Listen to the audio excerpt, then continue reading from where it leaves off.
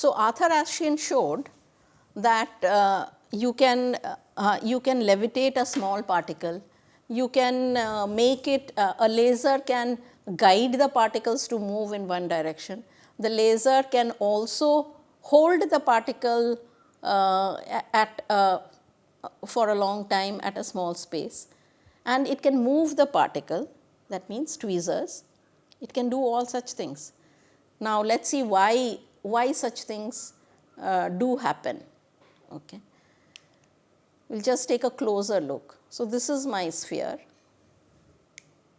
This is a sphere that I am speaking about, and all the forces that act on it, you know. Now, light pressure, how does this light pressure work on this sphere? Okay, and it is a mechanical pressure. Okay. See, light pressure is a mechanical pressure exercised upon a surface due to exchange of momentum between objects and the electromagnetic field. So, that is the crux of the problem, exchange of momentum between the object and the electromagnetic field. This includes momentum of light at any wavelength that is absorbed or reflected or otherwise emitted by the matter on any scale. Okay. So, this is the basic principle that has been used, okay, that this exchange of momentum that happens. Okay. But then the thing is, you have to put your experiment in a you have to take care of many parameters of that experiment in order to come to this. It sounds very simple, the exchange of momentum, but you have to come to that point where there is an exchange of momentum and you are able to control that exchange of momentum. Okay. So, here this is a sphere, okay, and here I have an input ray, that means the laser ray, and this has a certain refractive index. So, definitely it will be refracted. Okay, it will be bent a little bit inside the medium, and then the output ray will come out, and again it will be refracted and it will come out. Okay. This is another ray of the light, whole light is here. This is another ray which is coming here, and then this comes out refracted. Now, what happens? What happens is the output ray is here, the input ray is here, suppose, in a vector diagram, then the change of momentum is in this direction. This we know from the laws of physics. This is the input ray, this is the output ray, and this is the change in momentum. So, this momentum change is coming at an angle to the input ray, and it is a vector. So, if I apply it here, this is my input ray, this is the direction in which the ray is going, and this one will be the change in momentum which is coming out here. Okay. The ray itself, you know, is moving this side, and at an angle you are getting a change of momentum. And what is force? Force is actually dP by dt, that is change of momentum. Okay. P is the momentum, change of momentum over time, and that is force. So, because there is a momentum change here, the beam of light is going here, and it gives a force to the bead I call it, or the spherical object, in this direction. A force is exerted on the sphere in this direction. Okay. So, if I have this beam which has come here, which has come here, which has come here, and light pushes the bead to the right, the light is coming here and going to the right. Okay. And it exerts a pressure or a force, it gives a force. This light is given a force in this direction, while this light is given a force in this direction. And force makes the light move. Force is mass into acceleration.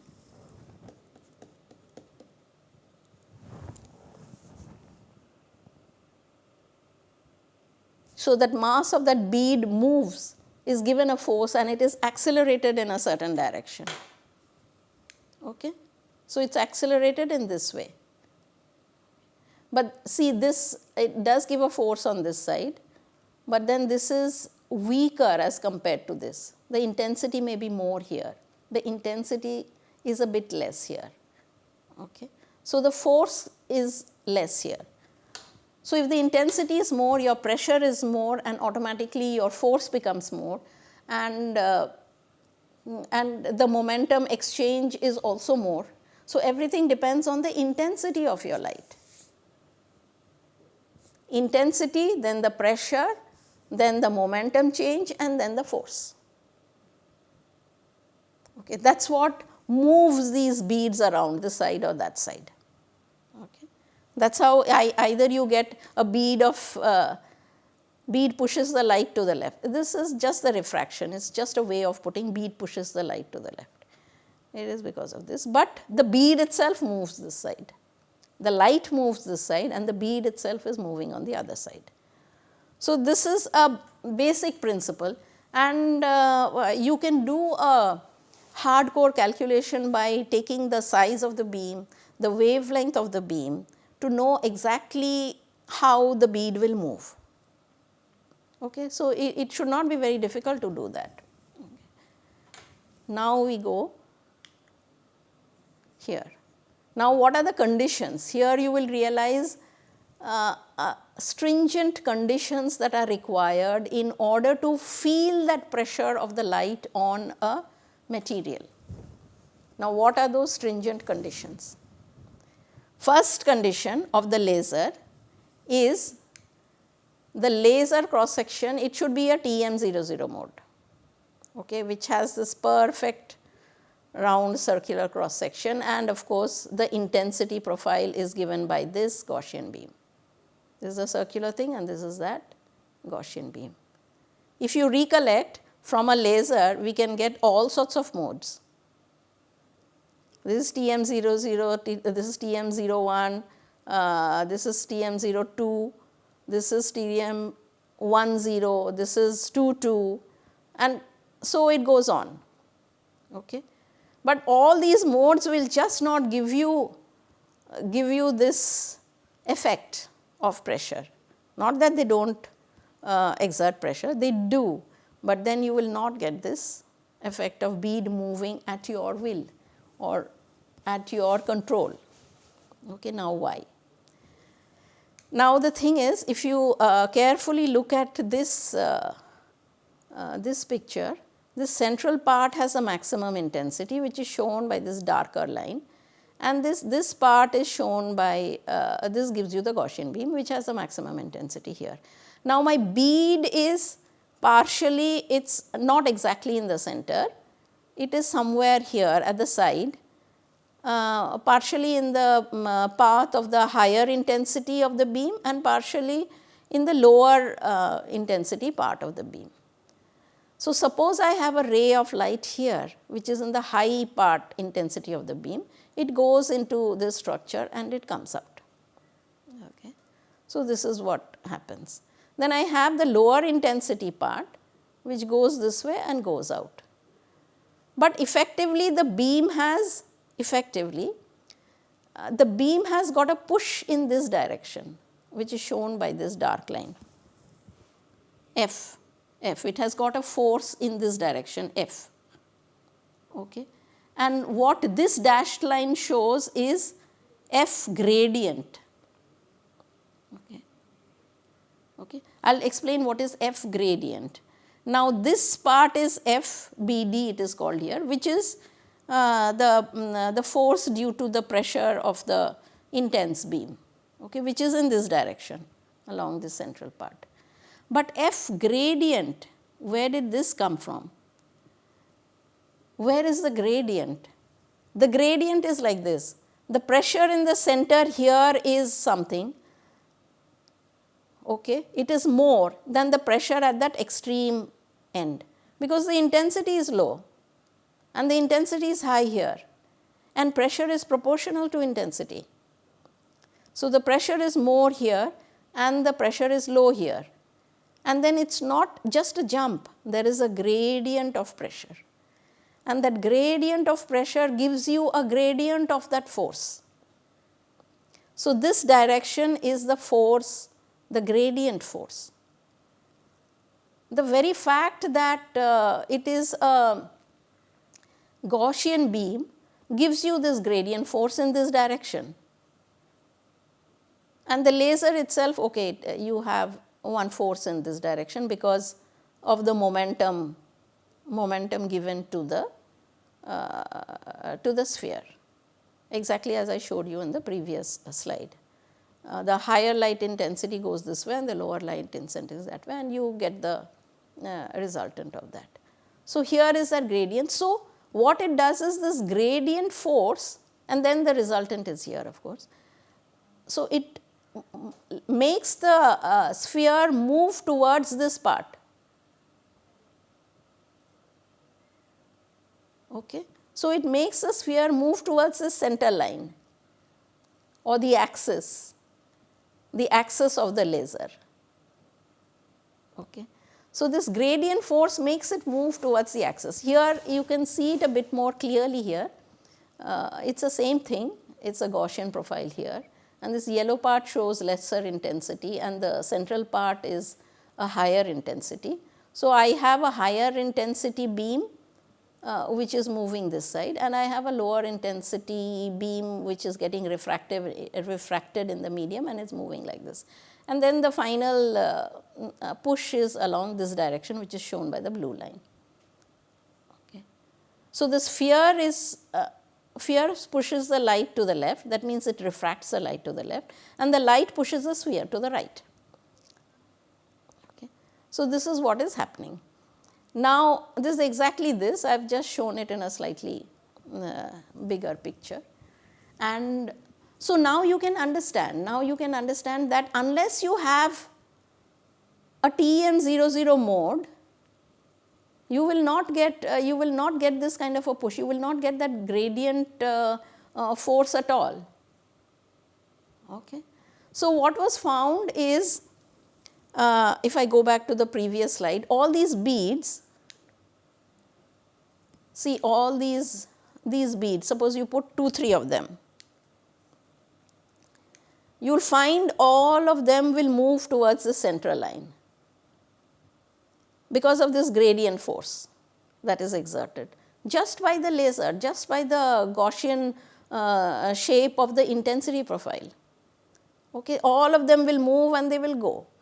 So, you shine the laser and all of them will move in a nice fashion, will move there.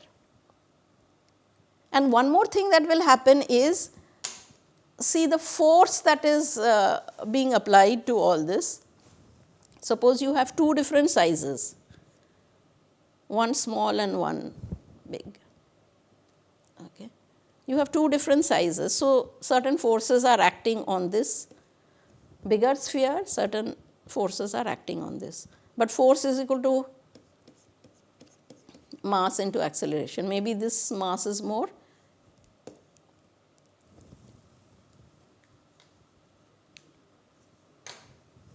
okay, and this mass is less. Now, the bigger one, the bigger particle will be accelerated more. The acceleration on the bigger particle along this central line will be more, and the acceleration of this smaller particle will be less. So, after some time you will find the bigger particles have separated out from the smaller particle. So, this was one technique of separating out particles of different sizes. A very, very useful technique. Okay. Okay, so I come back here. So, here I just write here the sphere is guided by the light, okay, you know, and the sphere moves along the gradient of light intensity. Okay, the sphere is moving along this, that is happening. Now, what I show in this is the same thing here, the maximum intensity here, this here, just to show you the light pushes the sphere up. Suppose I have just one laser beam here, it can actually hold it there. It can hold that sphere there, because you have, say, it's in the center, it's okay, moving here, and this light is moving here. Sphere refracts the beam downwards, and the sphere itself gets, because of the momentum, it moves up. Okay. So, this light is able to hold the particle there. That is the basis of tweezing. Let us see how that works. So, here I just show what is tweezing. Okay. The optical trap, it is called sometimes, optical trap for a single neutral particle. Okay. So, what is here is, there is laser beam 1, there is a lens, there is a laser beam 2, and there is a lens. So, these two beams are focused, and the bead sits not exactly at the focus, but it is held there between these two foci. Okay. So, the focus, because of the lens, is here, this is because here, and this is held there. So, initial experiments were done with two laser beams to hold that particle in a trap here. Okay. And later on, the experiments were refined and tweaked, and they came to the conclusion that you can do it even with a single beam. See, this is only a single beam, and it holds the particle. That is optical tweezing. Okay. So, there is a force on this side, there is a force on this side, and the light is going that way, and then this particle is here. So, while going through all these slides, you would have understood that the wavelength that you use has to be transparent to the particles. Okay, that is one more condition. One is the TM00 mode you need, and another is the wavelength has to pass through the bead or pass through that spherical object in order to give it that momentum, push and force. Okay. So, it has to refract through it, it has to go through. So, that is another condition. You can't have a particle which is opaque to that particular wavelength. So, you have to choose your wavelength depending on the situation you are in. Okay. So, generally suppose tweezers, they have worked on micron size dielectric spheres, and the laser power of 10 milliwatt will do to do this job, and relative index of refraction is 1.25. I say relative because, okay, see, the refractive index of this particle also matters. Okay, it cannot be anything. Okay. So, the relative I say because sometimes these particles are kept in water or some liquid or fluid. So, the relative index between this and the fluid. Okay. So, so the refractive index matters. Okay.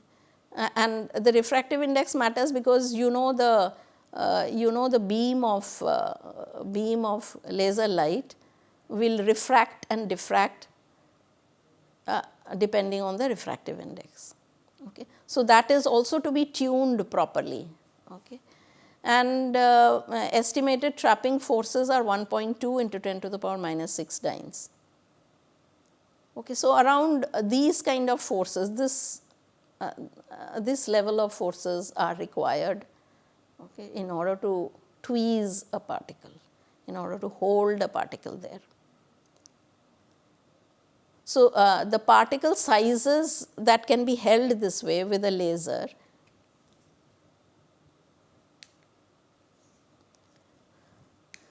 ranges from 10 micrometer to 25 nanometer. So, this is one of the larger sizes, this is the smaller sizes. So, from this size to this size, both of them are good enough, can be tweezed.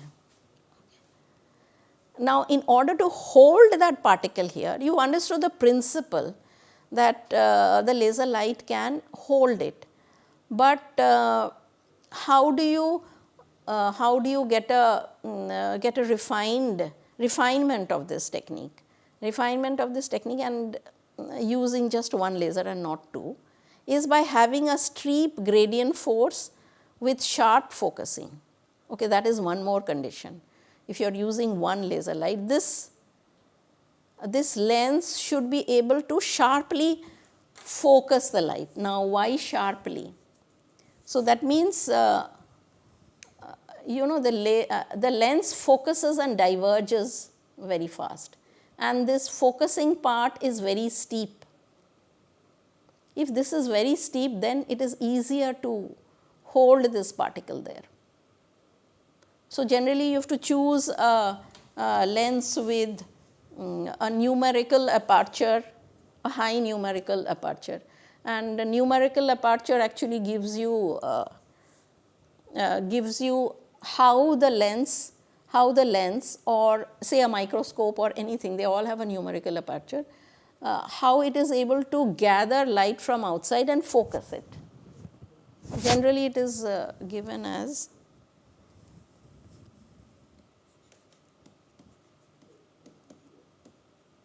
refractive index into sin psi, say. So, if it is a lens like this,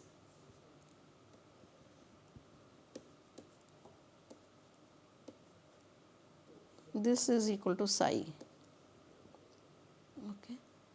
So, refractive index and this sin psi. So, this should be very steep, then you will be able to hold that particle. Very, very steep means a sharp focus, sharply within a short distance.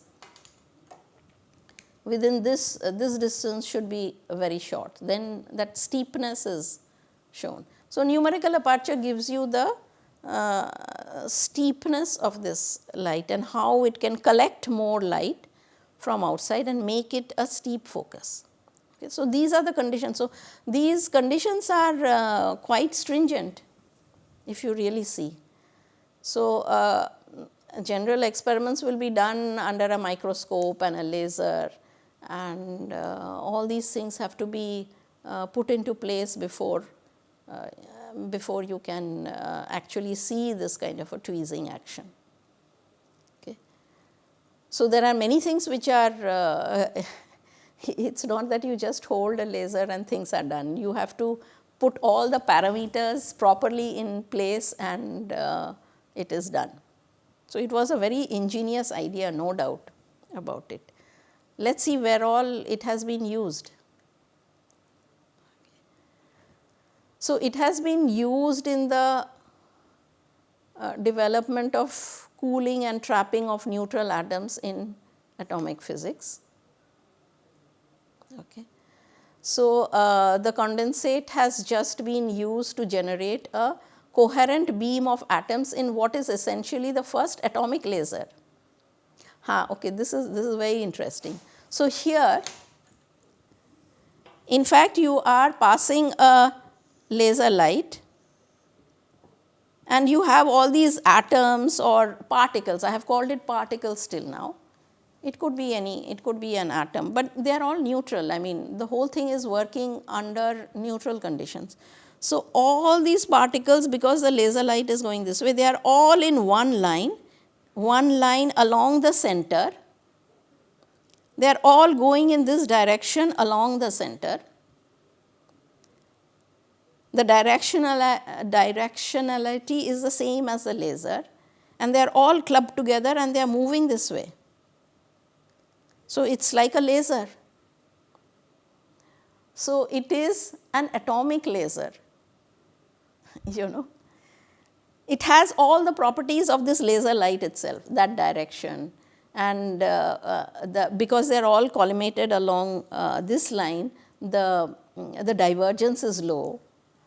Okay. So, that is what is a coherent, it is a coherent beam. Okay.